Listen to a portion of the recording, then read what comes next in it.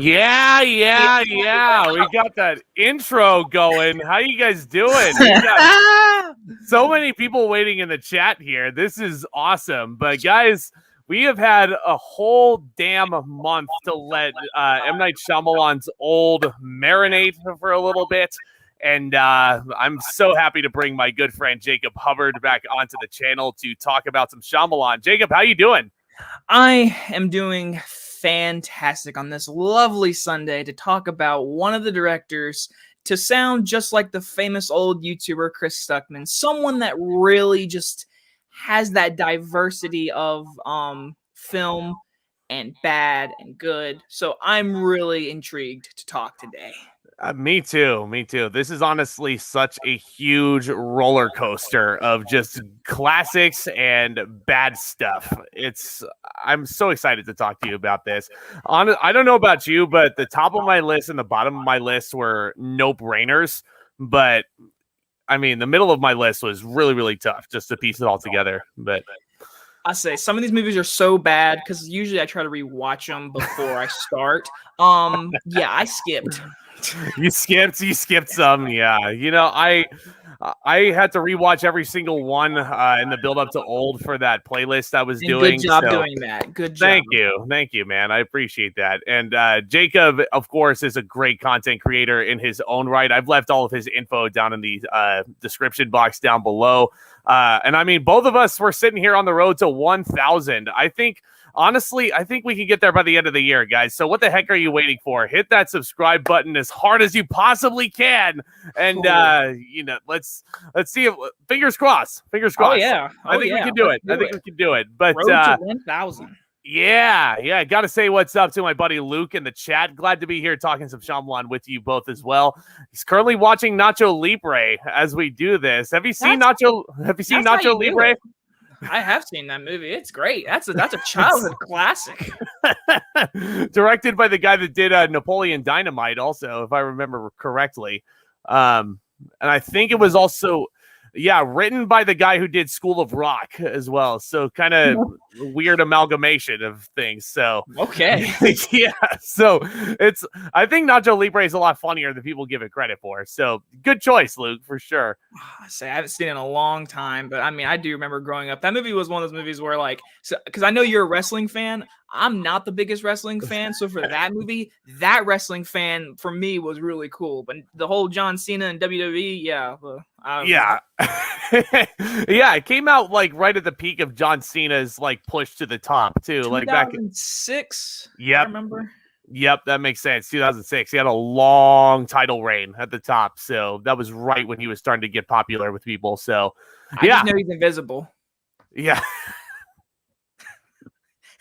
I'll say, listen, I know we're trying to get into I'm Not Shyamalan. Listen, my phone was blowing up with this whole CM Punk and that bald-headed dude returning. I don't know who those people are. I was like, who are these people? Why is this on my social media? CM Punk, Brock Lesnar, yeah. That dude, yeah. Yeah, big mountain man, Brock Lesnar. So, yeah, but Nacho Libre, good film. Got to say what's up to Jared Talk Cinema, another great YouTuber here on the medium. So, what's up, dude? Yeah, we've had a long time to marinate Old at this point, about a month, and it's been super polarizing, but this is going to be interesting to see where it fits. Jared also said our backgrounds look exactly the same. I mean, I've got Pops up here, and Jacob's got like some I see Morty up there. That's there you go. I say I have a Star-Lord ripoff from one of the Avengers standees. I ripped this off from like the standee. Yeah, that's Star-Lord. I have the old Pennywise, the new Pennywise. I have John McClane. I have a Wolfman.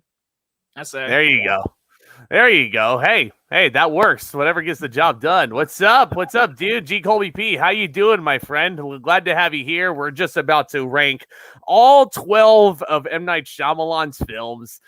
Oh boy, this is going to be so much fun. And again, if you guys are new here, subscribe to the channel down below. Hit that thumbs up as well. It would really, really mean a ton. But my friend, without any further ado, everybody knows how countdowns work, I think, at this point. We're going to go from bottom to the top. Should we not just beat around the bush? I think the bottom of our list. We all know this. We all know what the bottom of our list. Yes. Yeah. You want to say it? Together. Together. We know what it is. 3, 2, 2, 1. 1. The Last Airbender. Airbender. Jesus. This movie sucks. It sucks. It's awful. Okay, because I have something to say about this movie. I'll drink to that. I'll say. Hold on. I have Diet Coke. Yes. Yeah. Drink to that. Drink to that. Ooh, and he has a jar. Listen, I don't carry cans. I always cut my finger. But that's another story for another day. Okay. whole other tirade for another day. Here we go. So let me just talk about this Last Airbender. As you can tell, there it is. I'm a huge fan. Mm-hmm. I even have Legend of Korra up there, which I haven't really got into yet. Sorry. But listen, this show, as a kid, it was one of those things where, like, Saturday morning cartoons, I would watch this every Saturday morning when it came on Nickelodeon. I would watch the new episodes when they premiere. I think it was on Friday nights.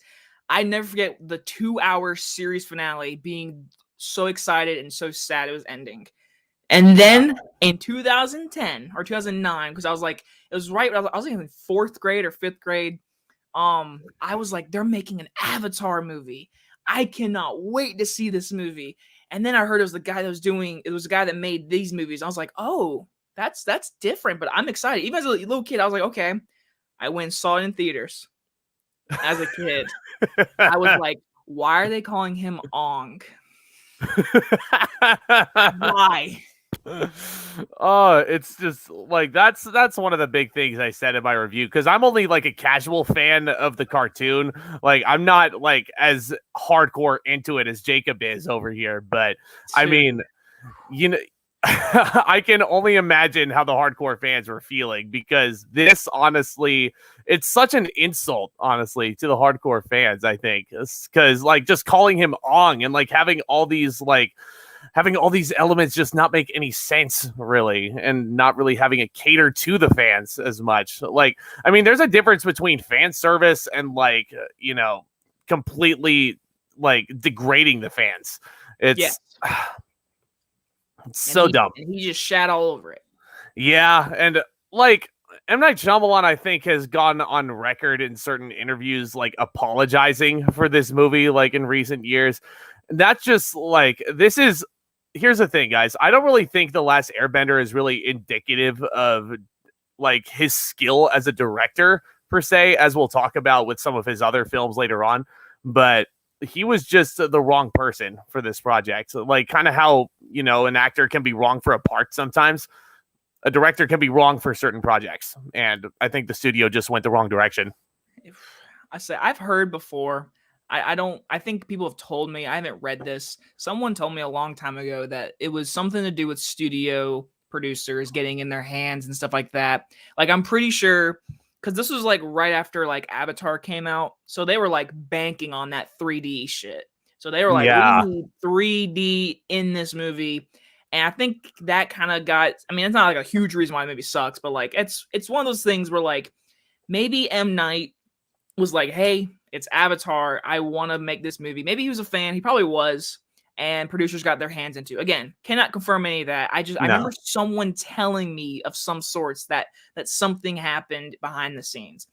But I don't care what happened behind the scenes. The movie, I don't watch it. I didn't watch this movie. I don't own this movie. I don't like this movie. It is one of the, I agree, Jared. Top 10 worst. I agree. Yep. Exactly. Yeah, it's certainly up there. It's gonna live in infamy, I think, for all eternity. One of the worst films of the last 100 years. Like, not even 100 years, but like, just in the last decade, it might be the worst film of the last decade. But I hate it. Luke says the only thing I remember about The Last Airbender is seeing the trailer for Rango, which is a good film. I wish we were talking about Rango instead, but we got other good movies to talk about, of course. This is an interesting one from G. Colby P. Which one is worse, Last Airbender or Dragon Ball Evolution? Okay. So I assume everyone's gonna say Dragon Ball. I'm not a Dragon Ball fan. Not into it. It's not my cup of tea. So for me, being an Avatar fan, it's Last Airbender. But I've seen we've seen like videos of people just like completely dogging on Dragon Ball. So yeah, I guess that would be the worst one, maybe. But for me, as a fan of Avatar, it's no question Avatar, Last Airbender. I'm in the same boat, man. I'd probably say the same thing. I'm not a hardcore Dragon Ball Z fan by any stretch of the imagination. I mean, I'll watch it if it's on. If it's like background noise, it's something nice to look at, but I'm not like hardcore into this story like most other YouTubers on here are, admittedly. But so I think that's why I'm saying Last Airbender may be worse, just because I am more familiar with Avatar and that realm and that world building. So it's degrading. It's degrading on the whole lore of it. Colby says even when he was younger, he realized the movie was dog shit. So, yep, there you go. And Jared, if we're going to use Jeremy John's terms for a second, it's dog shit. So there you go. Cisco, how you doing? From the Spoken Misc podcast on Spotify. Go check him out. He refuses to ever watch this movie for good reason. You're not. Jacob here skipped it. Yeah, you're really not missing much. Jared says, don't forget about Sokka and Iroh. Dude, I know you love those. So easy to fix, and they were like, "Hey, movie, no, you're going to be wrong." I'm like, "Why? Why are you doing this to me?" It's just, it's terrible. Yeah, he says it for hardcore fans. The movie is a disgrace. It's still a piece of shit for people who haven't seen the show. Absolutely. Interesting. The Last Airbender makes Mortal Kombat Annihilation the greatest movie ever made. Hold on now. Yeah, hold your horses, Luke. I'll say, listen, Mortal Kombat. Like, if you've seen my channel, I'm a huge Mortal Kombat fan. Listen, I'd rather watch Last Airbender over Mortal Kombat Annihilation. Yeah, there you go. It's kind of a guilty pleasure. Dev Patel, the only actor who survived that movie. Hey, he just went and did the Green Knight, so there you go. But, enough about talking about the dog shit, Luke. I know, we're on the bottom of the barrel. Bottom of the barrel. What's next? Number 11. What do we have here? So you want to go first? You want me to go? Yeah, you're the guest, so you can go first. Okay. So number 11, I'm going to go After Earth. Yes. So once there again, it is. This was 2013. This was the next movie after Avatar Last Airbender. This was the prime example of like everyone was basically hating on M. Night. And I was like, I didn't start doing movie reviews, but that's when I was starting to get more and more into movies. It was back in 2012. That's when I made the channel and everything, but then I didn't do reviews till 2013. So it was like, it was actually right after this movie came out. It was like a few weeks after. I almost thought about re-reviewing it back then. But I remember going to see it in theaters, and it's just a prime example. This movie's really boring. I mean, your review is perfectly said. It is really boring, and you take Will Smith, which I know, Zach, you hate the Aladdin movie. But if you had to say any positives, Will Smith made his energy better. Yeah. And in this movie, they're like, okay, we're going to make you like break your legs, sit in a ship, and just talk to Jaden Smith, who is still growing as an actor. Yeah. It's like, so let me just bury the lead here for me. After Earth is also my number 11. So it's going to be, we're both on the same page so far. Listen, everybody, like before I get into my thoughts on After Earth proper, like I've reviewed this movie already. I've reviewed every single one of these movies, solo, but here's the thing. I know I've gone on and on and on about the Aladdin remake and how shitty it is. But I do agree with you. Will Smith is the best part of that film, if I were forced to choose, because he is the most charismatic and he's very fun to watch. It's just a lot of the jokes that were written in for him were not really...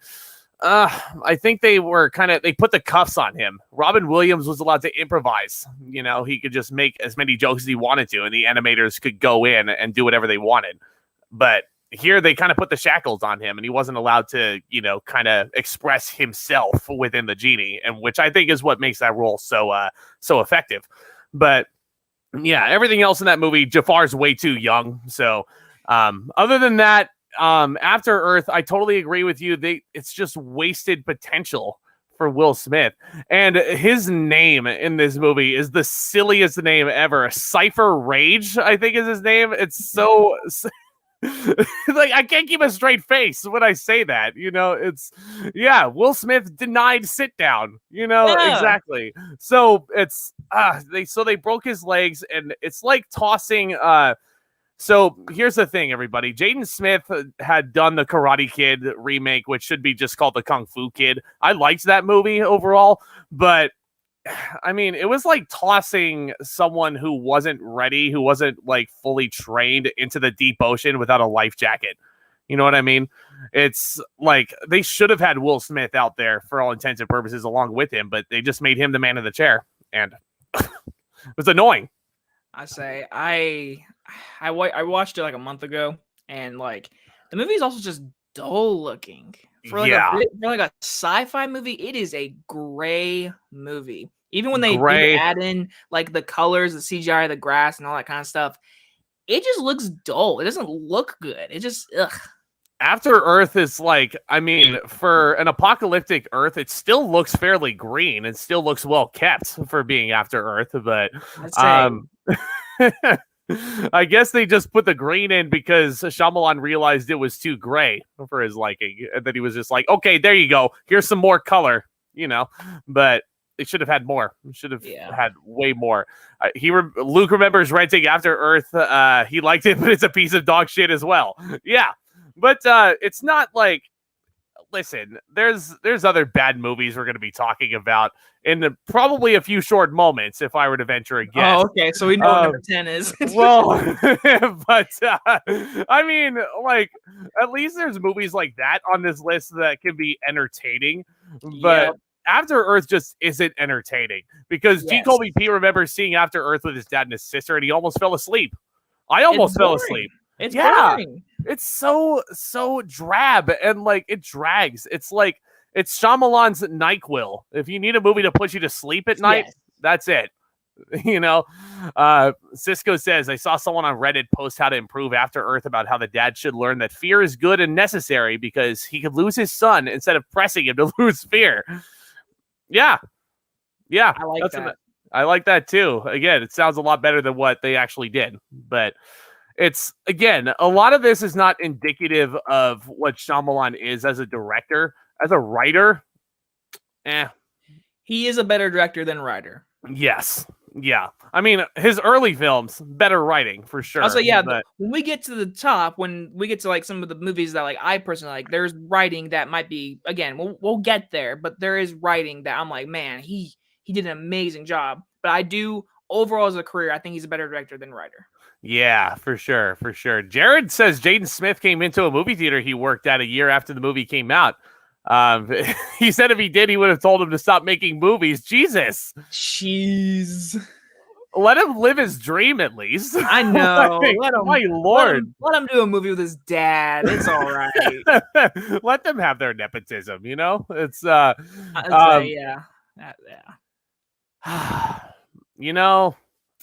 I don't know if I agree with this. I agree. The Mulan remake, yes. Lion King, at least it looks better than Aladdin, I think, but it's I love how we're talking about Aladdin. Listen, I'm on the record.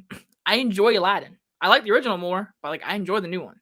Yeah, Aladdin, the original, is in my top 3 Disney films, so that's like you can sense my hatred for that remake, but I get it though. I get it. But in any case, folks, yep, Jacob alluded to it.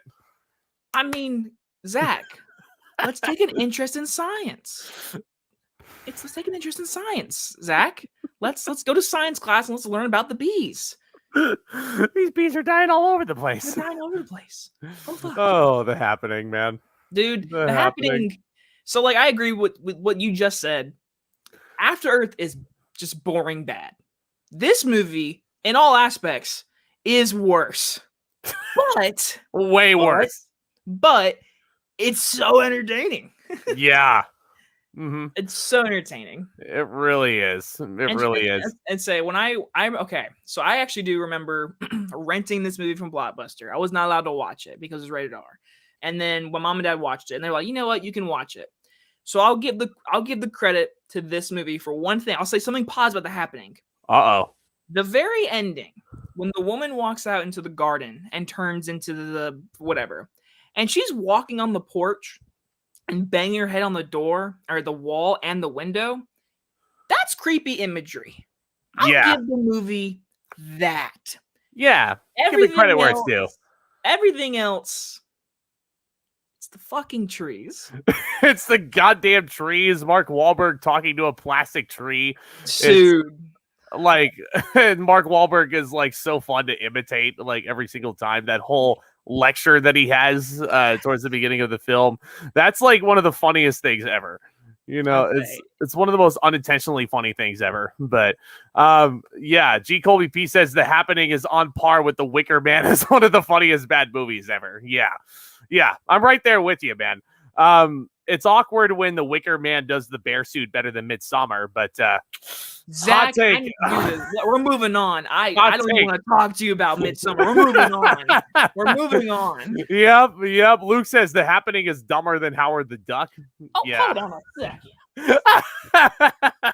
You actually I bought this steelbook. Oh my god! I bought this steelbook the other day. You leave Howard the Duck alone. You leave him alone. No, you didn't. He just wanted some duck. Where did you buy that? Like, just out of curiosity. Oh my god! Of course, Best Buy has it. Like, well, yeah, Best Buy, that makes sense. It has all the steelbooks so you can buy it retail. So it's that doesn't surprise me. But you know what's amazing, Lou or Jacob? The Happening is not my number 10. There is one movie I think is below that. I have Lady of the Water down here. Yeah.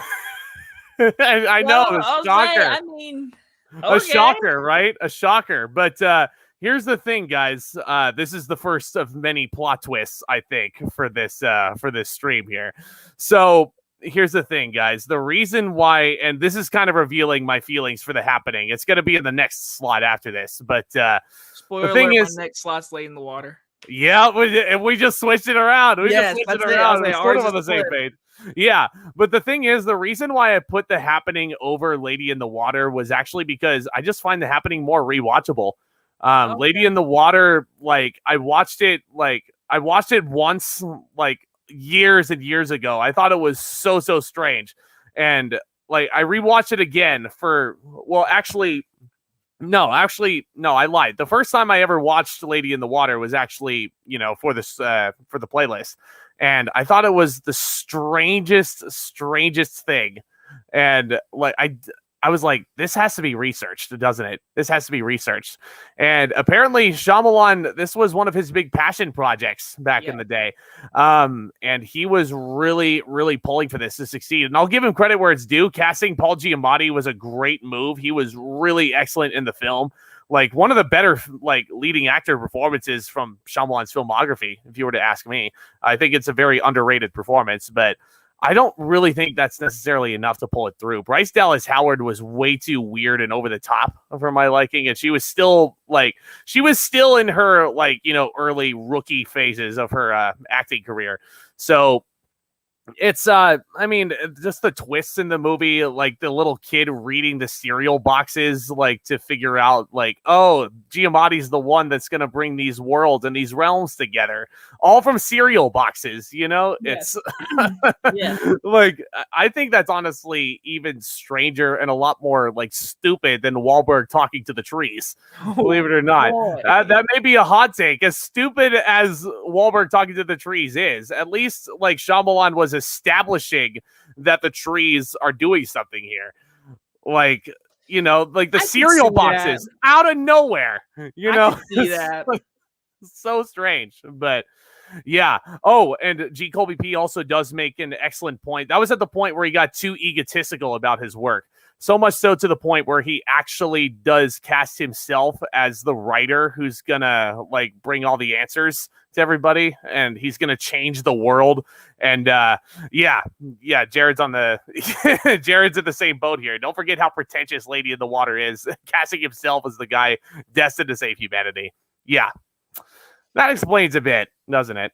Yeah, but I say Yeah, I actually agree with what you kind of said. I mean, I could see that, but like I said, moving into number 9 if you wanted to. My number 9 Yeah. is Lady in the Water. Mm-hmm. So everything you said, I mainly agree with. I just think it's so different. You don't see anything like it. So I think that's why I like it just maybe a little bit more. A little bit more. I still agree with everything you said though. M Night casting himself as that, it doesn't really work for me because it's like we all know he's the director, and it's just like, yeah. But the thing is, the one thing I did learn, obviously, I think everyone has seen Chris Stuckman's review. I saw it was a long time Yeah. ago. So Yeah. obviously he did he made this movie because it was like a tale he told to his kids at nighttime. Yep. I Yep. really liked that Yeah. aspect. I liked that he made it kind of for his kids and stuff. So like the deeper meaning of it is really good, but that doesn't change the fact the movie is just different. It's weird. It's I'll say so strange. it's really strange. I watched it like in end of June. It was Mhm. on TV, and I was like, "Oh, great, this movie." And I remember the part where Paul Giamatti like goes underwater and like under the pool and like the tunnel thing. I was like, "What?" But I will give the movie this: that Mhm. wolf thing, that thing was kind of creepy as a kid. That was creepy as a kid. I'll admit, It when I watched it, I was creeped out. It honestly, like, this movie, honestly, in retrospect, like with all the themes and all the fantastical elements, it honestly feels like something Tim Burton would have made also back in the day. Yeah, I see Like that. in terms of like, just the fantasy and the lore and just the wolf CGI, which did terrify me. Yes. And in retrospect, it was really freaking funny how he just tore that movie critic apart. And and I feel like there was a point like where the meta lines kind of had a shelf life, and I was like, okay, I get it. This movie's really self-aware that this is the part of the movie where this and this and this happens, like, and the critic is so well aware of that, But Yes. but it's an interesting film, not a bad film, not a horrendous film, but I definitely agree. Paul Giamatti is amazing in the movie. yes, He's flat out great. he Yes, I really agree. is. As Paul Luke said, Giamatti is a great actor. He is every time he shows up in a movie, he gives it all. I mean, prime example, Jungle Cruise. I mean, he's yeah, a small part, but man, is he good in that small part. And don't even get me yeah. started on the greatest performance of all time for Big Fat Liar. Yeah. No, I like that performance. I was thinking Sideways also, which is kind of a hidden gem Yes. from Alexander Payne. Really excellent film. Paul Giamatti plays wonders off of Thomas Hayden Church, who somehow I feel like Thomas Hayden Church was in a Shyamalan film at some point, but I'm not remembering. But in any case, yeah, Cisco says I agree. The freaking boxes. But Colby P often defends Mark Wahlberg. I do think he's a better actor than he often gets credit for, but if The Happening was the first movie I saw him in, I would have written him off. Yeah, which kind of brings me into my number 9, which is The Happening. Hey, Jacob, I got a question for you. You like hot dogs, right? No. Imagine if they just said no, and they just walked away from him. Like, that's so freaking weird. The hot dog man. He wants to give everyone hot dogs and make everyone happy. Yeah. Like, it's just like that's one thing that just comes so out of left field, and I'm not even. They have a great shape. Their form, like I was like, what the fuck? What are we talking about? Yeah, there's a reason why dying. there's a reason why this movie's rated R, ladies and gentlemen. Yeah. And it's not just because of the blood and everything. It's because of all the hot dog spiels. But you connect. Yeah, you all connects the dots in the chat. But I mean, just what else can be said about The Happening that hasn't been said already? This is a movie I have to watch at least once a year. That's why I put it over Lady in the Water, just because of how rewatchable and how funny it is. And like, just how ridiculous. Again, I got to talk about the bar scene where they just go in there and they're trying to survive. And the lady's showing Mark Wahlberg this video of a guy's arms getting torn off by this lioness in the zoo, just casually showing him. And she's like, what is this? What does this mean? And I'm like, what do you think it means? Why are you showing me this? If I were Mark Wahlberg, I would run away from that woman as fast as possible. But instead, he just sits there and he takes it. Like, that movie is just like I said, it's a weird one. That is definitely just a weird movie. So weird that I have it. So I have weird it that too. I have it. I say I have it. I'm not ashamed. I'm not ashamed to have this. This is honestly, it's a piece of gold that I never want to get rid of, and just because of how hilarious it is, and I just want to cherish it every time. Oh, we got the same cover too. Look at that. Yeah, right. There you go. There you go. Too, just a total side note. This cover, the original poster with all the like dead cars and everything, all they did was add Mark Wahlberg. If they took him out, this is actually a dope poster. I'm gonna say. Yeah. It's a really it's a dope poster. And then like I think all the marketing was like, oh, from the guy who gave you the Sixth Sense and Signs and all that. Like they're talking about his past work, and then he just makes a piece of shit, But what was the tagline? It was like, you sensed it coming. You've seen the sign. Now it's happening. Yeah. Yep. Could you have shoehorned any more Shyamalan puns? It's pretty great though. Yeah, it's pretty great. It's pretty great. Zoe Deschanel and her Wi-Fi's a John Leguizamo and his fascination with math questions. There's a 62% chance. There's a 62% chance that I'm gonna get back to my wife. Yeah, no, someone soundbite that, please. But that's amazing. That's amazing. But and Spencer Breslin being in the movie for about 10 minutes and gets shot. Oh yes, gets blown away. Forgot about that. Remember when he was in Cat in the Hat? Remember that little kid? Yeah. Okay. Would you rather watch The Happening or The Cat in the Hat? Cat in the Hat. Really? I'd rather watch The Happening over that piece of garbage. It was a joke, but yeah, I'd rather watch The Happening. But the Cat in the Hat, that again, another story for another day. Another story for another time. Yeah, childhood guilty pleasures. Oh, Luke says he always loves the lawnmower suicide scene. Who doesn't? It's the reason why it's rated R. and that's one more thing I'd like to address with The Happening before we move on. That is, I think so far, that's the only Shyamalan film to be rated R. I don't know if that's because he didn't want more people to see it. If that was the case, they had to check their IDs and what have you. But from my list, I don't know. It's the only R-rated movie I see. God, dude, like, why? I wish, could you imagine if something like Signs was rated R? Like, could you imagine the stuff he'd be able to do there? Like, oh man, that'd be cool. I'm sure we'll get there. I know we'll get there. There. But oh no, G. Colby P, that's not true. That's not true. Are you kidding me? I'll say you could either argue Shrek or Austin Powers. What are you doing in my swamp? Or even Wayne's World. Yeah, dude. But I think this is where this list is really going to start to get down to this is where lists may start to really differ. What do you have for number 8? So number 8, again, so this is a movie I actually rewatched because I was like, I haven't watched this in a long time. My number 8 is going to be The Visit. Oh, okay. Wow. Yeah. Why the Visit? So, okay, another story. I remember because this was 2015. It was after, like, his Happening, Airbender, After Earth. He was just in a rut. And I remember seeing the trailer and everything. I was like, oh my, new M. Night movie. And it's in, like, found footage. I was like, what is he doing? I'll try it. And it was one of those movies that was advertised for, like, teenagers to come watch. It was like, hey, scary movies, come watch it. Because it was like in the prime example of like paranormal movies and stuff, like The Camera. So I actually went with a group of friends to watch it. And what's funny is everyone in the theater really enjoyed it. I said, man, I don't know what he was going for, because you advertise it as a horror movie. It is a horror movie. It has a scary feel. It has a decent twist and everything.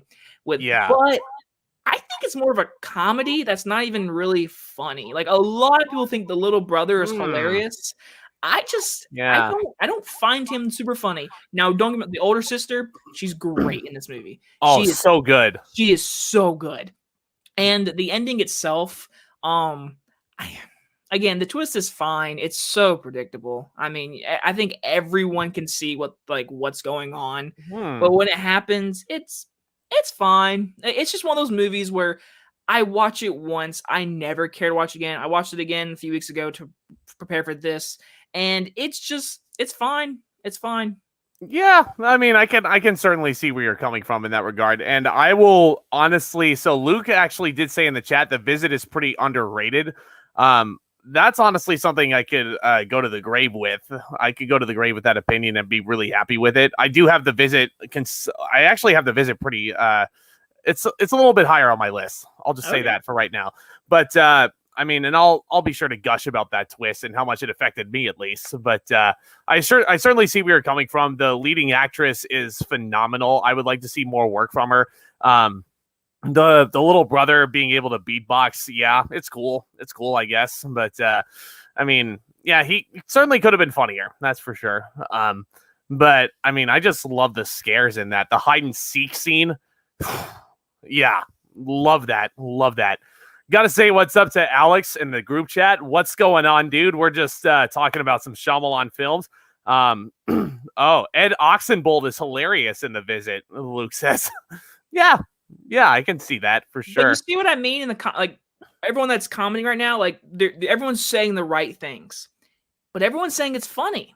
And to me, that it just really hard. Like back when I saw it, that's what it really hit me. I was like, I guess I was just really expecting a horror movie because the ads advertised the crap out of it. I remember when it came out, everyone was wanting to see a horror movie. M. Night's name was a part of it.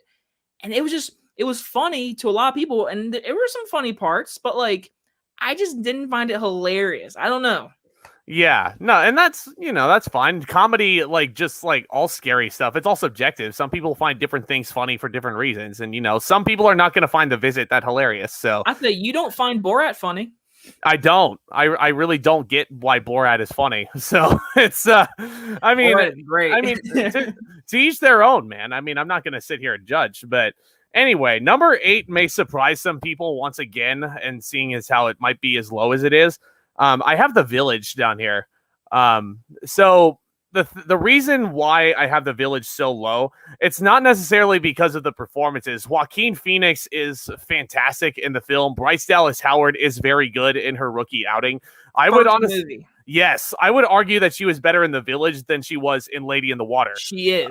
Absolutely. Yeah, 100% there. But, the thing is, I really did not appreciate how they handled the character of Adrian Brody, just because of like villainizing the mental patient. It's just like it just kind of rubs me the wrong way. You know what I mean? And the twist. Oh, don't even get me started. Like the twist of The Village, I think is so anticlimactic. Number one, it was also super predictable. Like I would say I would guess the twist of The Village the first time I watched it, maybe like 15 to 20 minutes into the movie.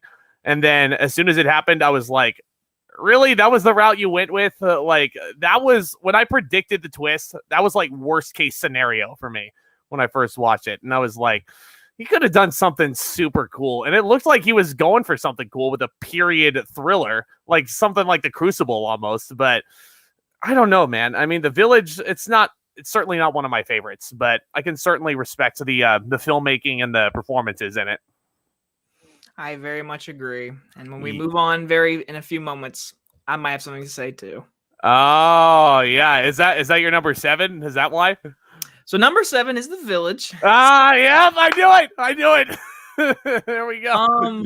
So everything you kind of said, I agree. The biggest thing I agree with is the twist. Obviously, spoilers for the whole stream, obviously. Yeah, it's in the 21st century. Oh, we knew that. Like, yeah. It's just that. I just think this is one, you know how you just said a second ago, it's really underrated with the Visit, you said the one is underrated? Yeah. Even though I have number 7, The Village to me is not horrible. Now, no. I agree with you what you say about the performances. Everyone is great. Adrian Brody's character, I don't even want to mention. I don't want to talk about it. Even want to talk about it. The twist with now the monsters and everything, I really wish it wasn't that, but I understand in the concept of everything. But morally of like it being 21st century, it was morally just like, Besides all of that, Roger Deakins, cinematography. Yes. Let's not forget about him. Wow. I mean, Yeah. the movie, oh my dude, he literally cannot make a movie look bad. He can't. And this movie, it looks so good. James Newton Howard's score, not my favorite of the M. Night movies. We'll get to him very soon when I say my favorite score of his. But for this movie, very well done. It's a movie when I put on my list, my mom was like, that one needs to be higher. And I was like, really? She's like, I like that movie. So I actually know people that love this movie. And they're totally allowed to like this movie. I mean, it's cool. It's a good movie. Like, it's fine. Like, I watch it. I do agree Village is it's a slow movie. I say it's a snooze fest. I agree with Alex. It's slow, but I agree with, like, it's kind of like Candyman. Technically, this movie is really good. The acting's really good. Okay, no, I'm not. No, you're good. I'd rather watch Candyman than The Village. I'll say that. Yeah. But The Village, I think, gets a little bit more flack than other movies, and I think it's a good, fine movie. Yeah, no, I certainly agree with that, and especially as it goes with Roger Deakins, like you could put any script in front of that guy, and he will make it look like a piece of platinum. You know, it's absolutely mesmerizing movie to look at for sure. It's so good to look at. Yeah. Oh, here's a hidden gem. G. Colby P. remembers Jesse Eisenberg was in The Village for a brief spell. Cool. That's a deep cut. Yeah, you see Jesse Eisenberg sitting at the table. He doesn't really have a whole lot of lines in there, but you know, see how far he's come with like The Social Network and what have you. Like, it's awesome. It's awesome to see how far his career has taken him. But number 7 for a lot of people, again, this could be a surprise, but this is where I put Glass. I'm not going to lie. This is where I put Glass. So I have it more towards the middle of the pack, mainly due to the fact that, first of all, this first act of this movie, perfect. Absolutely perfect. It was everything I wanted out of a sequel to Unbreakable, which I'll certainly talk about. But, I mean, David Dunn, everything they were doing with his character, I was loving. But I feel like, how do I put this? I feel like, so in concept, having these 3 dudes locked up in that insane asylum, on paper, it sounds like an interesting concept, having them like interacting with each other. But there's nothing wrong with having a claustrophobic film and everything like that. But if it's a superhero movie, I don't really necessarily know if that works. And I feel like the shackles were on these characters. Like the big action climax is literally just when they break out of the insane asylum. And spoiler alert, David Dunn dies when he's drowned in a puddle. And it really pissed me off. Yeah, a pothole and a big puddle in there because his weakness is water, you know? So it was just like, for as excited as I was to see Glass, seeing one of my favorite characters in Shyamalan's whole filmography go down like that, it just kind of left a sour taste in my mouth. You know what I mean? So, and that's mainly why it's down here. I agree. I say it's, again, I have a little bit higher, but that's fine. Everything you said, I mainly agree, but there is certain things I like. I get that a little bit more. We're gonna talk about it in a few minutes for sure. But yeah, we'll go ahead and get to. Oh, and also got to say, James McAvoy, again, best part of the film in terms of the acting department. And I'm sure I'll dig deeper into his performance in another entry. In another movie, yes. In another movie, which we'll all get to. Oh, man, it was so great. It was so great. But here we are, man, already at the halfway point. I hope y'all are enjoying this so far. Hit that subscribe button for me and Jacob if you haven't already. Woo. But here we are.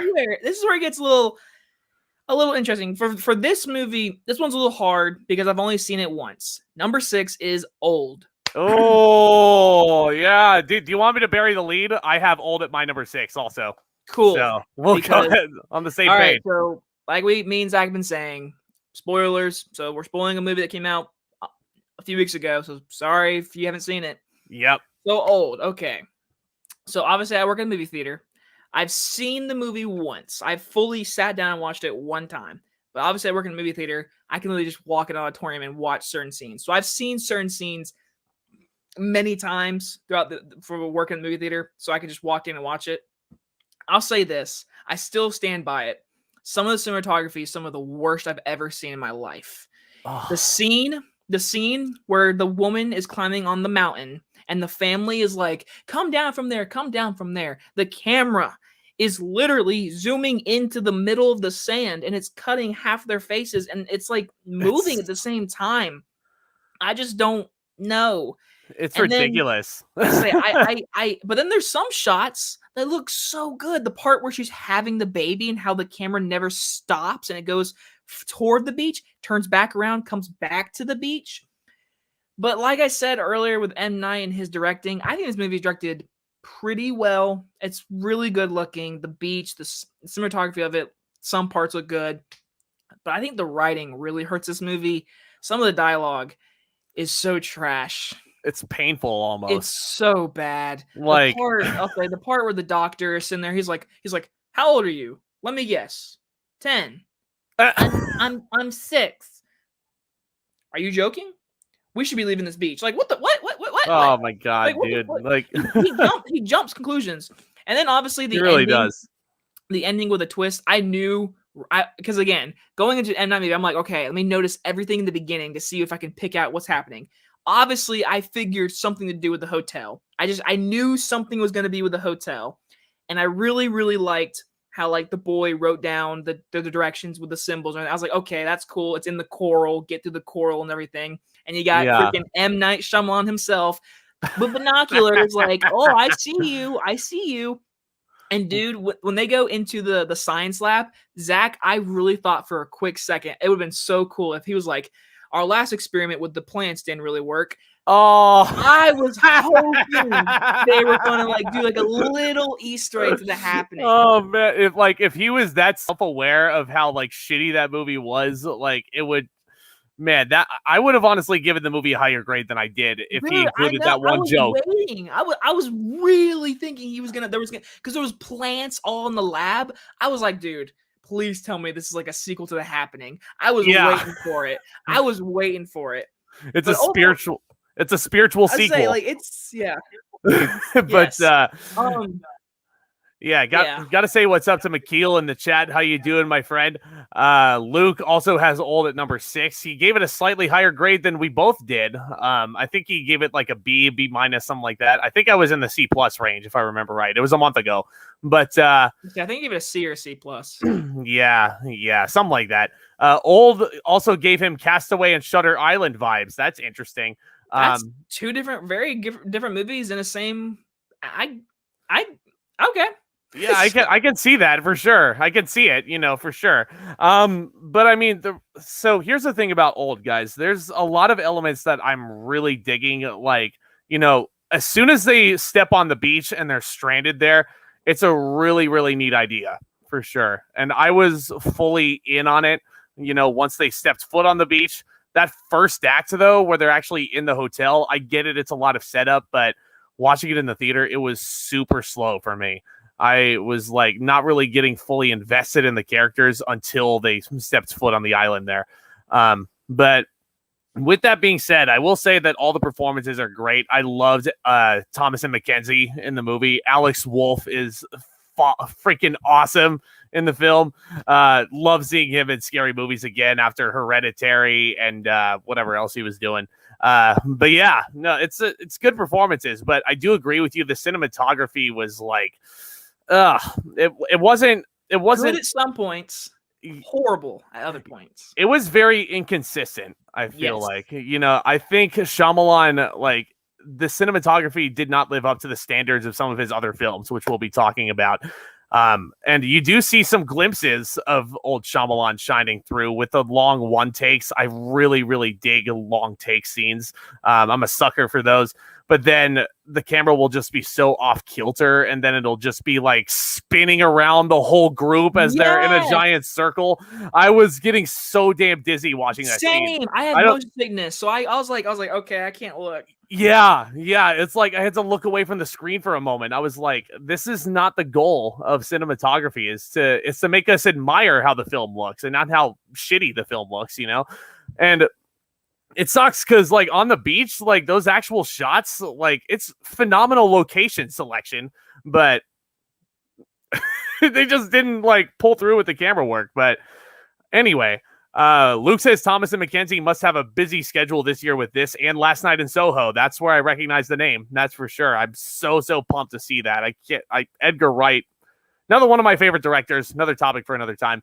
Yeah, I'm looking forward to Last Night. So I've told everyone my love for the excitement for that movie. Yeah, Jared says his theater laughed during the baby scene.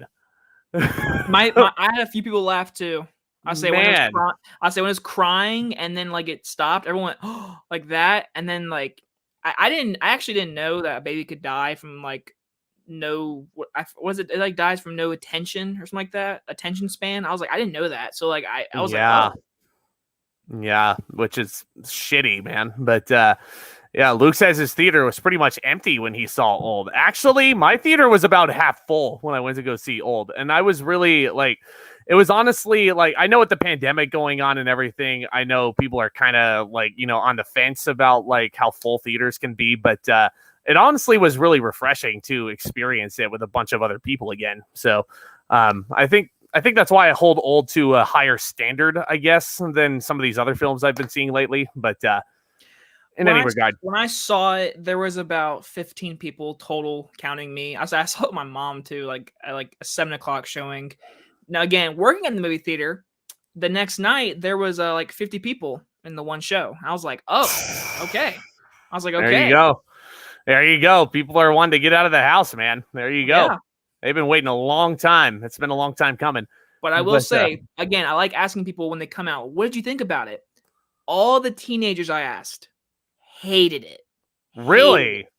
I had a couple come out and they asked for a refund. They were like, this is stupid. Wow. Yeah, no, that's really interesting, man. Like, how do you give refunds at the theater now? Do you just like give them their money back, or do they just like get the little passes for a free movie later?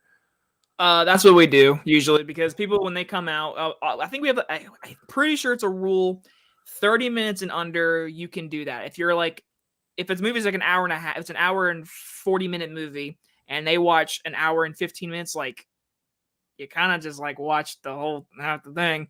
So yeah, we usually give them passes. But yeah, people came out. We had people come out and literally just be like, "Hey, this isn't for me." And literally a guy said, "This isn't for me," and we refunded him. I was like, "Have a nice night." Yeah, and hey, you know what? That's totally fine. Again, all art is subjective, so different people are gonna love Old, different people are gonna despise Old, as Jacob was alluding to. But our good YouTube creators, Zack Pope, I'm pretty sure he really liked this movie. Another good one, Jaren Talks. Jaren, he really liked this movie too. I thought it was fine. Yeah, it was. I mean, it's very. I'm still holding true to this, and obviously because it's number 6 for both of us, it's very middle of the road Shyamalan.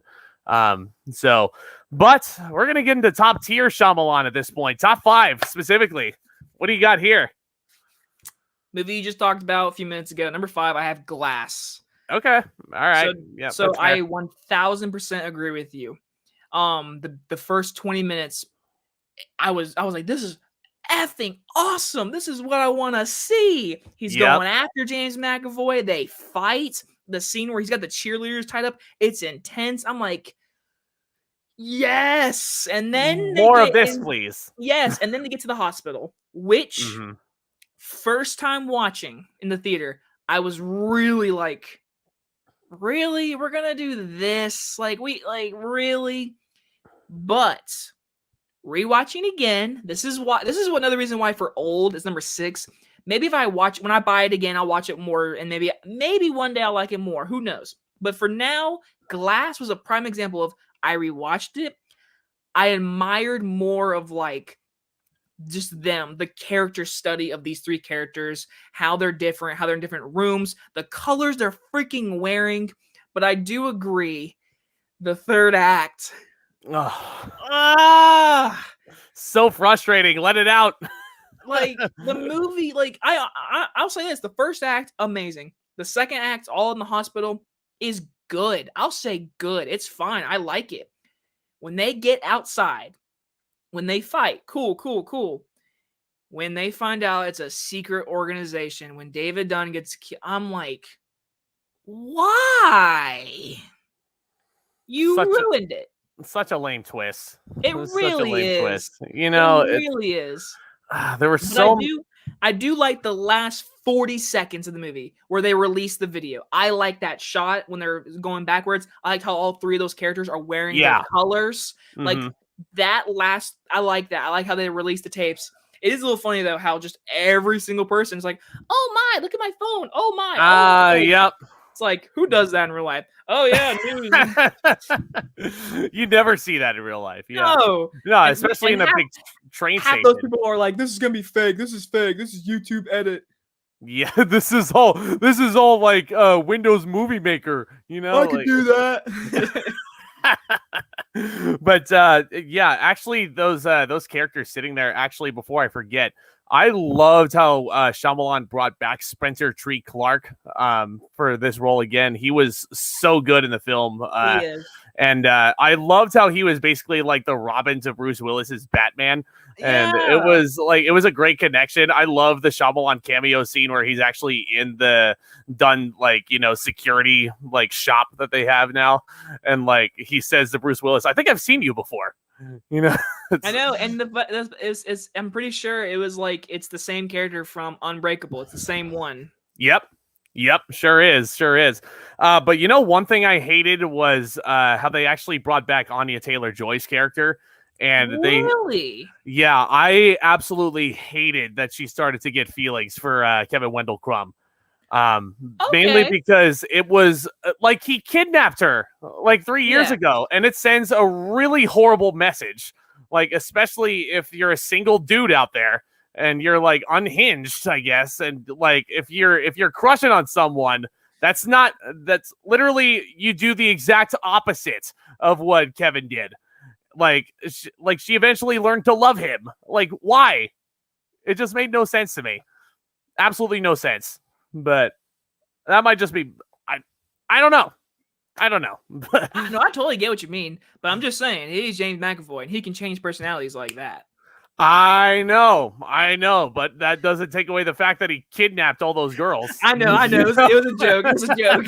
No. I get you. But yeah. So, Luke says the ending is honestly my only small problem with Glass.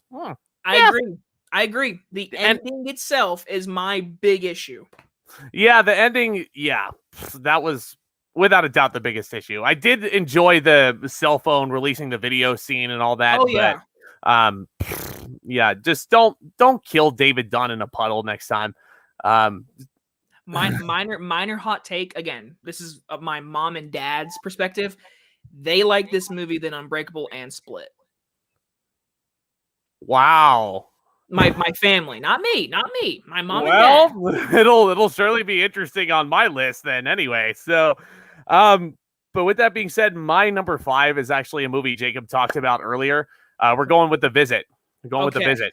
Yeah. Woo. So, what? Were you expecting something different there? Yes. There's a movie I'm waiting to see where you're putting, and I'm like, oh, just you wait. No. But all right, yeah, The Visit. Yeah. So The Visit, if there's one word that I could use to describe The Visit, it's honestly underrated. The first time I ever watched it was for my playlist when I was building up for Old. I heard mixed reviews about it. Shyamalan was kind of in the hot seat after releasing 2 terrible films, one after the other.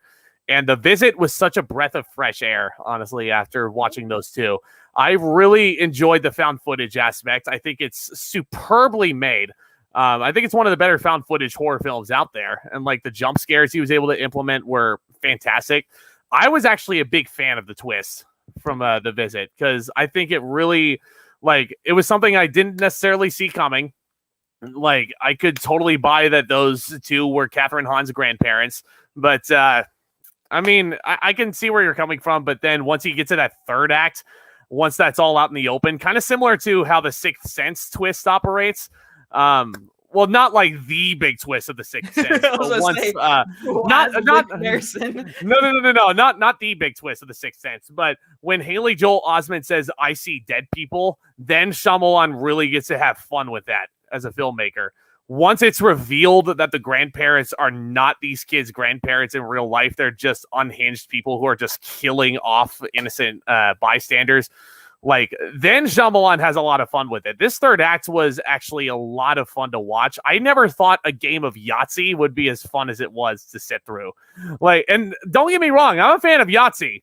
I enjoy Yahtzee. It's a nice rainy day game and all that. It's fun to play with my family sometimes on New Year's, but it's I mean, I enjoy The Visit. I don't know. It's I still need to buy that Blu-ray, honestly. I still don't have that on my shelf. I need it. But yeah, I enjoy it. Oh, do you have it? No way. He has it. I think I'm trying to do the alphabet in my head. Oh, wait, yeah. Doing the alphabet. There it is. There you go. There you go. I got it. Yeah. That cover, that poster honestly kind of looks like Sinister in a lot of ways. It kind of looks I see like it's similar font, similar color scheme, similar like silhouettes there. So they're two completely different movies, obviously. I think I prefer Sinister. Like, obviously I'll prefer Sinister way more, but it's certainly well made. I'm missing Scott Derrickson right now. I really wish he was doing Multiverse of Madness, but Sam Raimi's going to do a great job. Off topic, but anyway, The Visit is one of the better found footage movies easily. The twist, I think, is the best Shyamalan twist. Wow. No. That's a hot take, Luke. That is a hot take. I mean, you're entitled to your opinion. I think there are certainly... My instant reaction is that, but like, you're allowed... I mean, I guess, because there are some twists that you just don't see coming. But for me, when I was sitting there watching, I was like, okay, the mom, Catherine Hahn, never interacts with the grandparents. They're not the grandparents. That's how I knew. They never speak. Yeah, so it was kind of predictable for you then. I'll say it was just something. Again, it's literally just it's your opinion. It's like, if you notice things, you notice it. If you don't, you don't. For me, when I was sitting there watching in theaters, I was like, she never calls them. She never, like, when on the laptop, when they're talking, they never showed the grandparents. So at the very end, when they're like, oh, there's the grandparent, I'm like, okay, it's going to be, yeah. And then it's pretty dark, though, that they find their grandparents' bodies like downstairs. That's dark. It's so messed up. Like, that's honestly a lot scarier and darker than the hide and seek scene, if you were to ask me, because the hide and seek scene can be considered over the top for a lot of people. And then they go down to the basement and they find their real grandparents' corpses down there. It's I would not want to be in their shoes. But with that being said, here we are, number 4. All right. This will start to get interesting. This will get interesting. So here we go. Oh, Number no. 4. Number 4 is The Sixth Sense. Oh, okay. All right. Whew. All right. Don't That's worry. fine. That's fine. So, okay. In all arguments, this is probably, to everyone, the greatest M. Night movie. It's for sure the one that made him M. Night Shyamalan. It arguably is the greatest twist in film history. It really is. I mean, Bruce Willis is a freaking ghost. I remember watching the movie not knowing the twist. That was great. That was great when I was growing up. When I got to watch, I was like, wait. And then it literally is one of those movies. When it ends, you want to go back and rewatch. You're like, I want to know this thing. Like the part where he's at the restaurant, the dinner table, that she never touches his hand. She's sitting there. When she's breathing the cold air. The part where he throws the rock at the window and he's holding his side where he got shot. Like, there's so many good things. And oh my God, Haley Joel Osment. I mean, wow. One of the best child performances ever, in my opinion. Certainly right up there. It's the best. It's the very best. I think it's up there for me. It's that one and Macaulay Culkin in Home Alone, the first Home Alone. Okay. So it's like it's those two for me, and then you got to put the 3 Harry Potter kids in there. I gotta love all 3 of them. Oh, but shit. Yeah, those are probably top 5 for me. But Haley Joel Osment, one of the best child performances ever, and like, I have The Sixth Sense higher on my list, so I'm more than happy to. It should be. It should. Yeah, it should be, because it's the most famous. Like, certainly the movie that made Shyamalan who he is. It's not Stuart Little. Not Stuart Little. I know he wrote Stuart Little, but like, even like that's. I mean, he didn't direct it, but a lot of people are not aware that he wrote Stuart Little. And let me just say that I did grow up with Stuart Little. It's a good film. I do like it. But even Stuart Little has to have a plot twist. It has to have a Shyamalan twist where Stuart's parents are not actually his parents. You know, it's so silly. I'm thinking about it in hindsight. And Luke owns it. Movies. I was trying to look for it. I have Stuart Little, but he has Stuart Little. Yeah, I know he has it. But you ready? You ready, Jacob? There it is. Yep. It's Signs. I have Signs here. Yep. And Jacob is annoyed. It's annoyed because I know where it is on his list. But yeah. Here's the deal with Signs, guys. It's such a fantastic film. I really, really dig it. But a lot of people do complain that they were expecting a better twist. But I don't think that's very fair to critique Shyamalan on just his twists. I think, honestly, the twist of Signs is that there is no twist. You know, he was just looking to make a sci-fi thriller, and that's exactly what he did. And he did it super effectively. Mel Gibson, I think, gives one of his best performances. It's not like Braveheart, like over the top. It's not like actual Mel Gibson over the top. He's very subdued as a reverend, you know, and I've really respected that. I love Joaquin Phoenix in the movie. I think he did that movie after Gladiator, if I'm not mistaken. He got to be very... He did. Yeah, he was very subdued in the film as well. Abigail Breslin, you just want to pick her up and give her a big old hug. You know what I mean? I love it. It's just, I love these other three movies more. I do. That's just me. I respect your opinion. This should be an indicator of where this is on his list, guys. We'll get to it, but yes, What do you have to say to this? Anticlimactic. I'll say this before we'll get to my when I talk about it. But to me, it's not a twist; it's a reveal. Yeah, that's what it is to me. So the twist aspect, it doesn't like a twist, like Sixth Sense, changes the entire whoa. This one's like, oh, this is how you defeat him, kind of thing. To me, that's not a twist; it's a reveal. So, yeah, and again, it is not very. I realize a lot of people are saying Signs has an anticlimactic ending, and again, you guys are entitled to all of your opinions, but I still love Signs. From 4 to 1, these are all movies that I love from Shyamalan, as opposed to the bottom 4, which I don't really like. You get the middle of the road after that. I think it's perfect 3-act structure here, thinking about this stream. But you go from the movies that we don't like, we go to the movies that are kind of iffy, and then we go to the ones that we absolutely adore. Signs is one of those. I really, really respect how it has really inspired so many cinephiles like us to really start discussing films altogether and start really examining them and what directors are trying to do with them.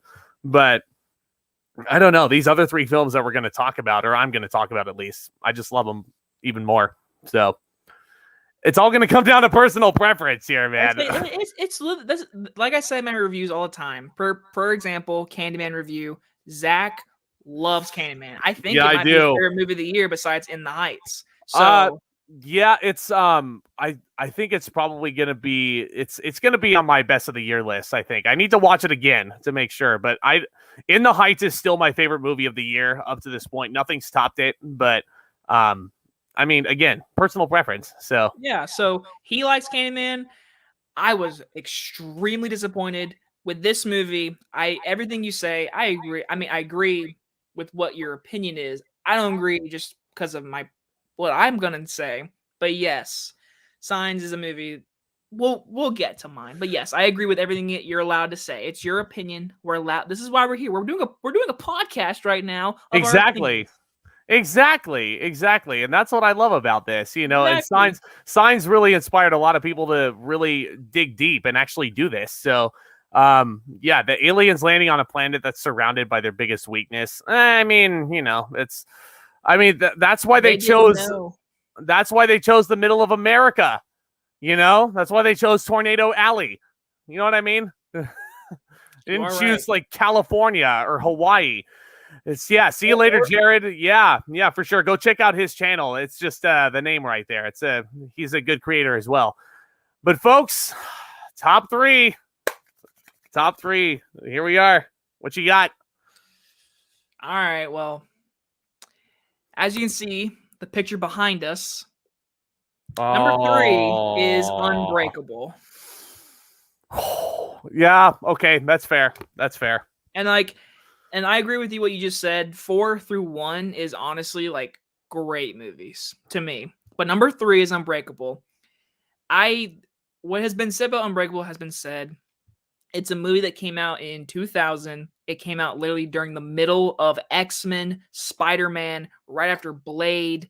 It is a movie that is truly a superhero movie that could be argued as the greatest superhero movie ever made. Not for me personally, but it is one of those movies that it's so underrated and everything. And it doesn't make me mad because it makes me happy that people went back and rewatched it. When Split came out and Glass, everyone was like, I don't understand who this is. Everyone had to go watch Unbreakable, which people were like, that was a really good movie.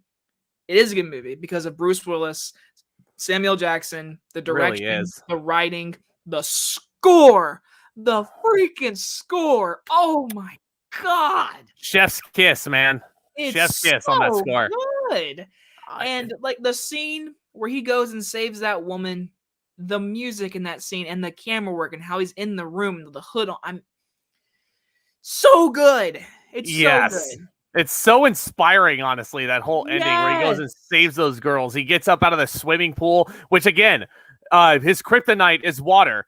And, it honestly makes me even madder thinking about Glass, that he's able to escape a swimming pool, but not a pothole with a puddle inside of it. He falls into a pool with a covering on. And he gets out of it. Yeah, the puddle. Yeah, a guy's like,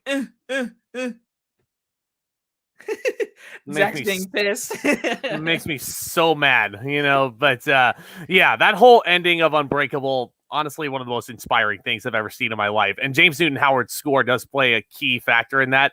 I would argue that's among his best. And the guy's a legend, honestly. He's done a lot. He just did the score for Jungle Cruise, and that's one of my favorite scores of the year, if I'm being honest. It's so good. It's like it takes me right back to like my childhood watching Indiana Jones and all that good stuff with the John Williams and all that.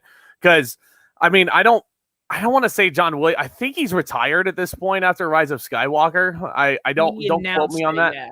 He announced he was retired. Okay. So I don't want to say James Newton Howard is taking his place, because John Williams as a composer is almost irreplaceable, and James Newton Howard is an excellent composer in his own right. But Unbreakable might be his best score. It really, really is. And, and Tyler Durden even said, he was just on my stream the other night. How you doing? Unbreakable is one of his favorite movies ever, which is surprising considering which movie you were in. But nice. Yeah, I'm more than happy to gush about Unbreakable in a little bit for sure. But my number 3, this is where I'm going to put Split in that same universe. And honestly, I love the twist of Split. Basically, the twist, you just think a lot of people were really disappointed when Split ended in my theater at first, because they were like, oh, is he actually the Beast? That's the twist. Just like Signs, just like you were talking about, the fact that James McAvoy also becomes the Beast there, that's a reveal. That's not the twist. The real twist is that Split takes place within the same cinematic universe of Unbreakable.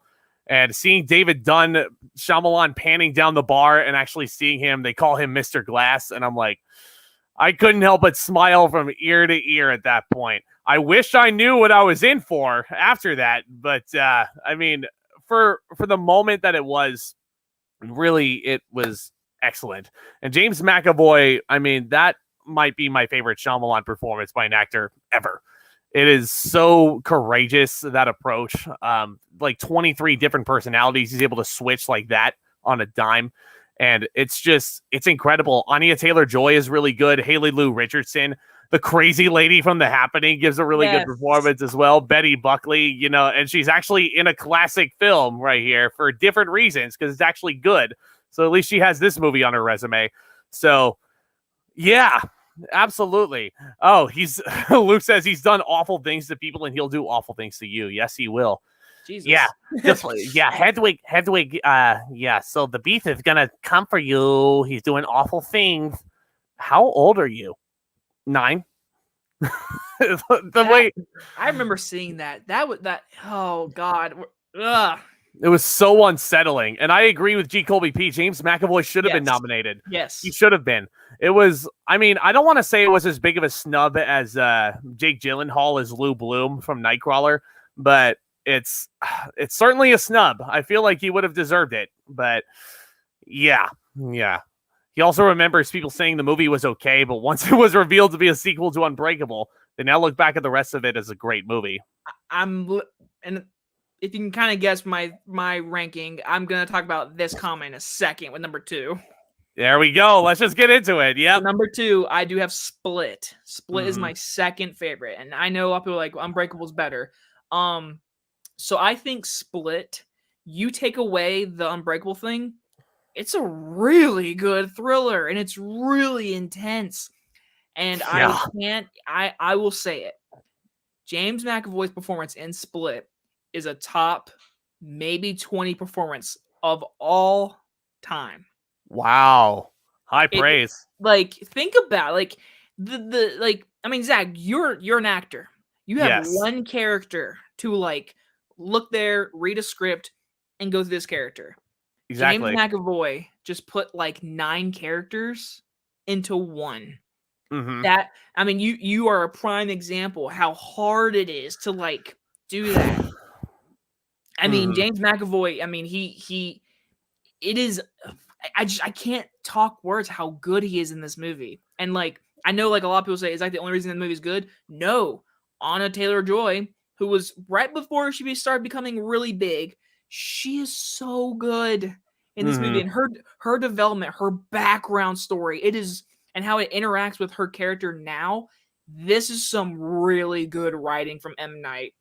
And obviously the cinematography is beautiful. The score is how the movie starts, and when they're going through the tunnel, when it's showing all of the production and everything, and that boom, dude, the score is so good. It really is. And then when it gets to the ending, obviously, if you're a fan of Unbreakable, everyone out there was like, no. So it made me so happy. Happy. This is what happened. Once again, this was after the visit, so this is 2017. It was in January.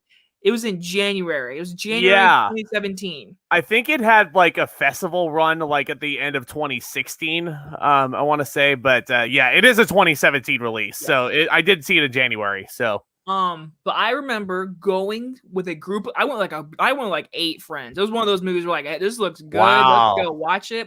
And we went in that theater, and the whole movie, everyone said it was good. They were like, "This is intense. This is creepy. He's his monster." And the very end, how he bends the bar, and everyone was really liking it. So badass. But at the very end, when the movie's ending and the credits start to go, but then that one little scene, I was like, no. I was like, no, this is this. And then everyone in my row, all my friends were like, what the fuck are you talking about? I was like, it's Unbreakable sequel, and no one knew what I was talking about. Unbelievable. So that's what I mean. When everyone says well, the whole movie was good, the twist makes it better. I don't believe that. I think the movie by itself is intense, well directed, well acted. It's just a really good movie. The twist at the end, it's just icing on the cake. Yeah, absolutely is. Yeah, it's. I can't gush enough about Split. It's so good. I kind of want to rewatch it now that we're talking about it this much. It's that good. But number 2 for me, it's gonna be The Sixth Sense. I knew it. Yeah, there it is. It's gonna be The Sixth Sense. So listen, everybody, we already know the big plot twist of this. It's not Haley Joel Osment seeing I See Dead People. It's the fact that fucking Bruce Willis has been dead the entire time. And when that's revealed, the first time I watched it, I was immediately mesmerized. and it made me want to go back and rewatch it again. And immediately, the first time I watched The Sixth Sense, I started the movie over again, and I was looking at the movie with a whole different light with that knowledge. And all I was thinking was, to steal kind of a quote from Stuckman, it was like, holy shit, every scene still works when he's dead. It really does. Like, the movie does not cheat at all. You notice, like, you were talking about the anniversary dinner. She does not touch his hand. She's breathing the cold air. When he sits down, the chair does not even move. You're not seeing, he doesn't touch anything in that scene aside from sitting down. And you're like, if the chair did move, you would see people like other restaurant goers. They would be turning their heads and be like, what the fuck? That chair just moved on its own, you know, like as if John Cena were in the joint. But, oh my God. I mean, and like, even when Haley Joel Osment is saying, I see dead people, they don't know they're dead. They're just walking around like normal people. Shyamalan reveals it right there. It's panning in right on Bruce Willis's face. It's like, yep, there you go. That's it. That's the twist. So, and then people were like, I'm sure most people were watching the movie back in the day, back in 1999. Huge year for cinema in itself. You got The Matrix, Toy Story 2, Phantom Menace, which sucks. In any regard, like, most people were probably watching the film at that scene. They were like, oh yeah, this is awesome. And then it's revealed at the end, and I'm like, it was already revealed that he was dead. It was revealed way, like, at least 30 minutes prior to the twist actually being said on screen. You know what I mean? So it is truly a fantastic movie. It will live on in film history as the greatest twist of all time. It is the reason why we even have M. Night as M. Night. It is a great movie. The only reason I put number 4 is because I think, again, it's a fantastic movie. I watch it. I've seen it many times. I think after a while, maybe it gets a little old, but like I said, it's so fun to go back and rewatch. I wish I could, like, with my mindset now, watch it for the first time. Again, I watched it when I was little and I didn't know the twist, but I would love to, like, experience that again because it's so good, and the writing is so good. It's so good. And that's another thing. It's really fun to show this movie to people who have never seen it before. Yes. It's a fun time. I have a friend, shout out to my buddy Caitlin from, this is from way back in high school, but she showed this movie to a mutual friend of ours. And, this girl was really liking this movie. And she, at one point, I think it gets to that point where Haley Joel Osment says, I see dead people. She immediately, her eyes get really wide, and she's like, Bruce Willis is dead, isn't he? Oh, gosh. And Caitlin did not say a word throughout the rest of the movie. And she was like, it was either that, like, I mean, if she ends up watching the replay, she might have to correct me if I'm wrong, but it's not my story to tell, obviously. But, you know, I think it relates. But, basically, like, the girl guessed, he's dead, isn't he? And she legit looks at her and she's like, no, he's not dead. He's not dead. And then it's actually revealed, and she was like, he is dead. Why did you say it? Like, she got so mad at her. But yeah, that's just the kind of thing you could get out of The Sixth Sense. That's some of the fun you can get out of it. Even though it's like, man, it's like 23 years old at this time, making us feel old now. Like, I say I was born in 99, so I turned 22 this October. So yeah, it's making me feel old, man. Sorry. No, you're good. You're good. But my friend, we know what the number ones are. Why do you like Signs so much? Oh boy. Okay. Where do you begin? So, out of all these movies, like, this is the one I always say, like, in a review, if it's on TV, I can watch it. This is a movie when it's on. I love sitting down and watching certain scenes. It's a movie that I know people that hate this movie. I'm like, I understand, but like, I will say it. This is Mel Gibson's greatest performance ever. Yes. Any movie you give him, I'm sorry. To me, it doesn't. Signs. He's so good. Untouchable. It's so good. Joaquin Phoenix, very subdued. I mean, you could honestly say he doesn't do anything, but he has a good little part. Yeah, he does have a really subdued part, especially like as I alluded to earlier. Like his last role, I think before this, was the villain in Gladiator, which is so over the top. And this is coming from someone that loves Gladiator, perhaps even more than Braveheart. Gladiator might be my favorite epic of all time, but Joaquin Phoenix, like this is such a different. It's a big departure for him, and he was still in his early formative years as an actor at this point too. So I've never seen Gladiator. Oh my dude, you will love Gladiator. You will love Gladiator. So it's one of those movies I gotta sit down and just watch. But yeah. It is very long. It is very long, but nothing wrong with that. So brutal. Nothing else to me in an epic beats like gladiators fighting in the Colosseum. You know what I mean? So it's amazing. But for Signs, like, again, it's a movie I grew up with, first off, so it has that nostalgia for me. I grew up with Signs. It was one of those movies where I grew up and I watched it. I was a freak with that movie. And like you said earlier with James Newton Howard, his score is his best one. The intro, the introduction, the so-called, as M. Night calls it, his James Bond opening. Zack, I'm not even kidding to you. I will, in my car, I will plug up my phone. I will look up the opening of the credits to the Signs. I will literally be driving down the road listening to the boom, dun, dun, dun, boom, and it's that introduction to me, like it's perfect. It's probably my favorite opening to a movie ever. I love that. Wow.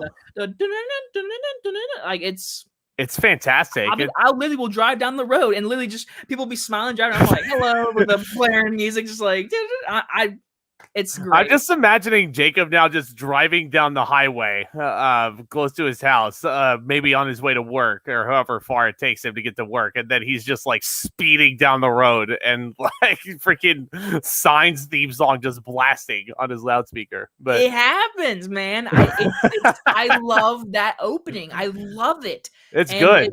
And what's funny too, I also do that. I know you hate the Midsummer, the opening, the music. I listen to that too, driving down the road. I'm a freak. I love music. Yeah. I mean, Midsummer, that's another story for another time. I think it's supremely overrated. I've touched on it already, but anyways, back to Signs. Mel Gibson's performance, James Newton Howard's score, the directing by this movie. Dude, the knife scene, going under the door, him coming back, him going back on the door, and then the famous coming at you. No one never talked about this. The scene has no music. There's no jump. There's no score. No score. The scene, the only thing that you hear that makes you jump is the freaking claws. Like, it's a genius scene. Like, grabbing the knife, looking under the door. That's genius. That is genius. So awesome. And, I mean, I can't. There's so many scenes. I've said this before in many tweets. It's a top 15 favorite movie of all time for me. Wow. It's a favorite movie of all time. It's one of those movies. The scene where I cry every time when it does the flashback of like the wife on the car pinned against the tree. I cry. Mel Gibson's performance. So good. He's saying goodbye to her, and she's telling her to tell him to swing away. And like there's a reason why the movie's called Signs. There's signs of the entire movie of leading to the ending. Come on, who as a kid who did not get scared of the famous videotape scene, the news scene? Who did not? That's terrifying. Again, and to your point, it's a perfect title for this movie because, signs can mean so many different things in so many different contexts, and there's so many different definitions for that title sprinkled throughout this thing. But again, the performances across the board are at least good to very good. The child performances, I love Abigail Breslin. I think she's adorable in the film. Rory Culkin, to me, I don't know if I can speak for he's just fine in the film for me. He does what's needed. Yeah, like he's serviceable, but he's not he's clearly not on Haley Joel Osment's Sixth Sense level. I don't even think he's necessarily on Spencer Tree Clark's level in Unbreakable. But I agree. it's certainly I really do respect Signs. It's a great film. The one scene though that always scared me. Like, I know everyone says like maybe like the alien on the roof, the newsroom scene. The one scene that never gets talked about, that to me is honestly the scariest part, is when they board up the house. They're standing in the house and they forgot the dog, and the dog's barking, and all you hear is, and then all you hear on the porch is the them walking, and you see their scary. You see their shadows, and you hear the noise of them trying to bang on the door.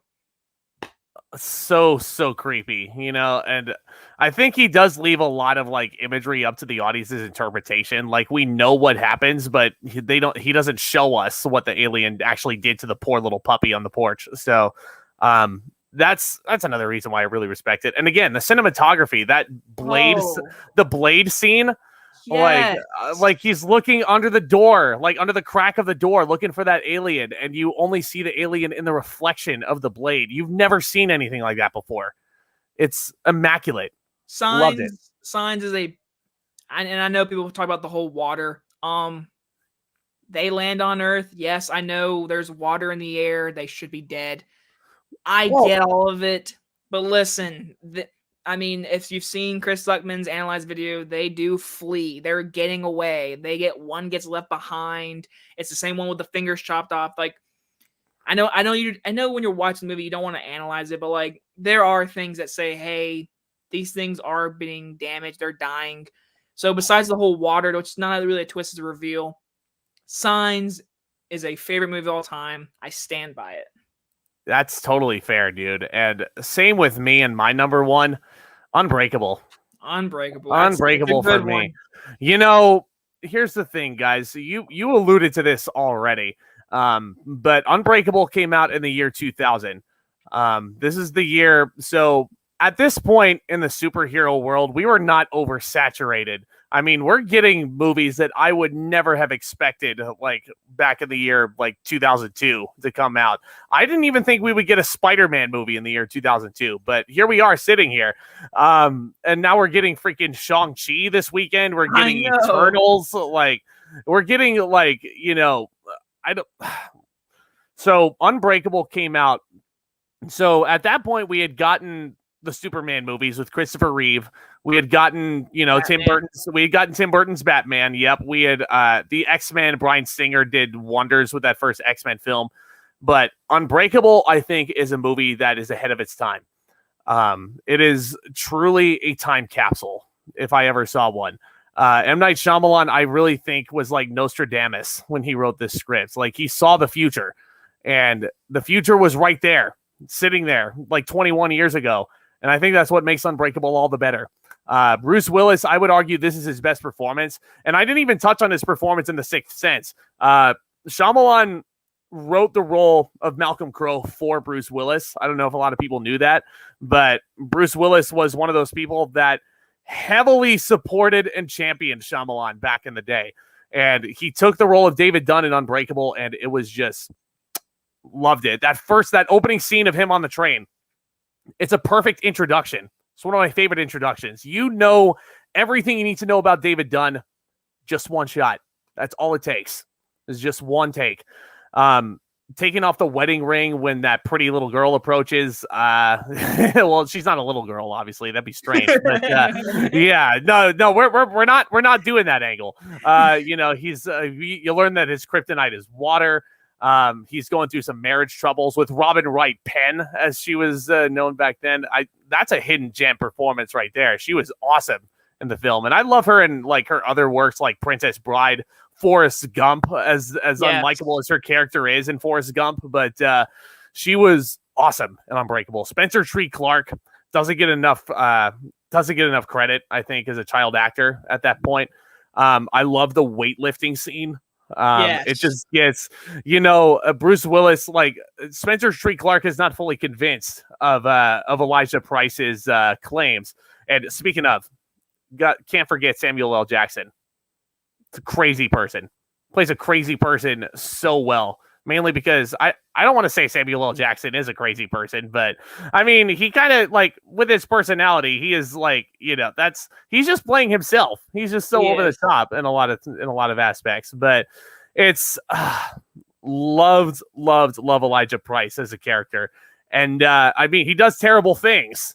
Obviously, you don't support him, but they make sense. And I'll get to that twist, but I know I'm kind of jumping around, but this is just how much I adore Unbreakable. But I just did it with science. It's your turn. I've got a full review of this, but I mean, the weightlifting scene, it just gets like Spencer Tree Clark's character. God, now I'm trying to remember the kid's name. But it's like I've seen the movie many times. I'm trying to remember Spencer Tree Clark's character's name, but I want to say it's Noah, but I'm not positive on that. I want to say it's Noah, but Unbreakable. Here we are. I'm drawing a blank on this easy one. Even Joseph. Oh my gosh. Yeah, I knew it was a biblical reference, but yeah, Joseph. He is not convinced that his father is like a Superman character. And I mean, he just keeps adding more weight as he's bench pressing, and he's not fully aware. And the editing of it, the editing, so good. Like, there's so many long takes where, similar to The Sixth Sense, Shyamalan just lets the performances, he puts them front and center, and he doesn't have to do a whole lot of tinkering with it like he did with Old. He just lets Bruce Willis and Samuel L. Jackson do their thing. And I mean, but the editing tricks that he puts into that bench press scene, perfect. That's what makes the comedy pop. Great. I love also how his super suit is basically the security guard outfit and the poncho. It's become synonymous with that guy. And just that climax with the swimming pool saving those girls, just that's what this movie is all about. What if Superman was dressed in civilian's clothing, but he didn't know he was Superman? It's a fantastic concept. 100% a fantastic concept. And the twist, a lot of people don't like the twist as much as The Sixth Sense, which is fair. That's their opinion. But I think it's perfect, given the context of everything that's happened. Sometimes the hero and the villain are friends. They're friends in Unbreakable at first, and then he reveals Samuel L. Jackson was the one who caused that big terrorist strike on the East Rail 177. Bruce Willis was the only survivor. Or David Dunn, rather. But I just cannot gush about Unbreakable enough. And to those people who think that The Sixth Sense is better than Unbreakable just because of the twist, like, that's not fair. That's really not fair, because they're two completely different movies. That's why I put Sixth Sense at 4, because I agree. Sixth Sense is a fantastic movie, but I'd rather watch Unbreakable, Split, and for sure Signs over The Sixth Sense. Absolutely. And anything I'm saying here isn't to take anything away from The Sixth Sense at all by any stretch of the imagination, because I still think it's one of the best thrillers ever made. Unbreakable, to me, is, like I said, way ahead of its time. So I think that's why it deserves to be at the top of this list. Jacob is well warranted in having Signs up here for sure, and his opinions. Yeah, I'd say your opinion you. is more stronger because a lot of people agree with that. Mine, there are a select few out there, but mine a lot of people hate Signs more. But I don't know anyone that really hates Unbreakable. I know people that despise Signs. Yeah, for sure. Luke says Unbreakable is also his number 1. I think he also had Split at number 2, which was your number 2. So, Cisco says Robin Wright in Forrest Gump was not unlikable, misunderstood. I mean, this might be another topic for another time. Forrest Gump is honestly one of my personal all-time favorite movies. So it's it deserved it over Pulp Fiction. I agree. I agree with that, actually. It deserved it over Pulp Fiction and Shawshank Redemption. Yeah, it deserved it. I'm sorry. I agree with you, Zach. And I know Robin Wright's character and as Jenny. I mean, she's Jenny. Like, I've never seen Princess Bride, so I've never seen her performance in that movie. Yeah, I've never seen Princess Bride. What? Dude. I know. Princess Bride is so funny. I've heard it's the greatest film ever made. I've never seen it. I don't know about the greatest film ever made. It's certainly up there for me. I mean, you get freaking like Wallace Shawn, Mandy Patinkin, and Andre the Giant as a trio. I know about the movie because I know movies, but like I don't even think I own it. I don't think I own it. I might. Bro, it's on Criterion. It's on Criterion. Yeah. You got to get the Barnes and Noble. You got to get that on the Criterion sale. But, I know. Yeah, that's got my utmost recommendation. If I think if Adam from Almost Sideways is watching this, I think that's one of his favorite movies of all time too. Spencer Treat Clark was also in Gladiator. I totally forgot about that. But hey, Gladiator. So thank you for reminding me. Thank you for reminding Jacob to watch Gladiator too. But, I own it. There you go. There you go. Luke says Samuel L. Jackson is just a master at acting. Yeah. If Dude, you've never seen everything, he's in everything. Yeah, he's freaking Nick Fury. You know, like he was in Jurassic Park. No one ever remembers that. For a brief spell, he was in Jurassic Park. Please, God damn it. Yes, I was saying, and hell, I know I saw that you reviewed it. I didn't see it, but the Protege, he's in the Protege. Mm-hmm. Yeah, the Protege was fine. It was all good, but I skipped it. Yeah. I mean, it's Martin Campbell, so the guy that did Casino Royale. So it's all right. One more comment, guys. Most people think Pulp Fiction with Samuel L. Jackson and Bruce Willis. Maybe some people also think Die Hard with a Vengeance. Amen, dude. I always think Unbreakable. Yep, can't go wrong with that. But my friend, I'd say, yeah, I agree with that. Yeah, me too. But man, we did it. All 12 of those damn movies. There we go. His number one. We didn't talk about like Wide Awake and those other like few movies he did, but like I've never seen those movies. No one really ever talks about them, so we kind of just like. Yeah, like Stuart Little was kind of pushed off to the side. But yeah, so Jacob's favorite is Signs, mine is Unbreakable. What are your guys' top Shyamalan films? Let us know down in that chat. If you're watching the replay, let us know down in the comments. Thank you all so much for tuning in. But with that being said, yeah, Jacob, what do you got going on the channel next up? So right now, obviously waiting for this Shang-Chi, obviously. September's got a lot of interesting movies. October, I can wait for October. I'm really intrigued, actually, Zach, to see your James Bond reviews. I want to see what you're going to talk about James Bond, because I haven't done a series yet. I want to do Martin Scorsese, but he has so many, I got to buy all of them. But anyways, right now I'm just reviewing movies. I'm doing online school. I'm working, so I got nothing super duper planned at the moment. I also agree with Zach. I've seen Zach say it. I need everyone to do the same thing in the comments. Me and Zach need to review horror movies this October. And Zach's going to be reviewing a bunch. I've done a voting poll. Should I do 31 days or should I do 4 to 5 a week? But I'm going to review a bunch of horror movies this October. I cannot wait to do it. I can't wait either. And I mean, there's going to be a bunch of horror movies coming out in theaters too. So I mean, we've got horror movies and all the stuff that comes out in October. So it's October is going to be a month full of videos. Last Night in Soho, Halloween Kills. Yeah. So let us know if you have any requests for both of us in that Halloween special. And my friend, where can they find your channel? You can find me at Jacob Hubbard on YouTube. It is just easily my name. I am on the road to 1,000, just like Zach over here. On Twitter, you can find me at Jacob_Hubby99. I tweet things. Besides that, great description. I just, we all tweet things, but we're all here just to talk movies. And this has been one of the most, this is really fun. And like last time was fun. This time was equally even more fun. I don't know, but I cannot wait to do another ranking or just talk movies. I was like, I'm down to do any type of live podcast with my buddy Zach over here. Yeah, likewise. This certainly will not be the last time you see Jacob on the channel over here. Go subscribe to his channel. He deserves all the love in the world. But folks, what you can expect from me next up, like Jacob, I am waiting on Shang-Chi. I have not gotten an advanced screener, so I'm going to be seeing it opening weekend.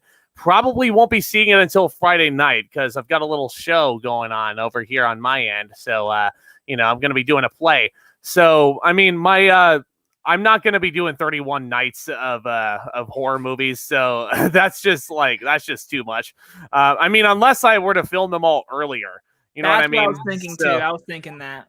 unless I were to film them all earlier and schedule them. So, but yeah, that's just the kind of thing you can expect from me. I'm going to start I'm going to probably release my Casino Royale video on the 8th, which is the second Wednesday of September. And then every consecutive Wednesday after that, new Bond review, build up to No Time to Die.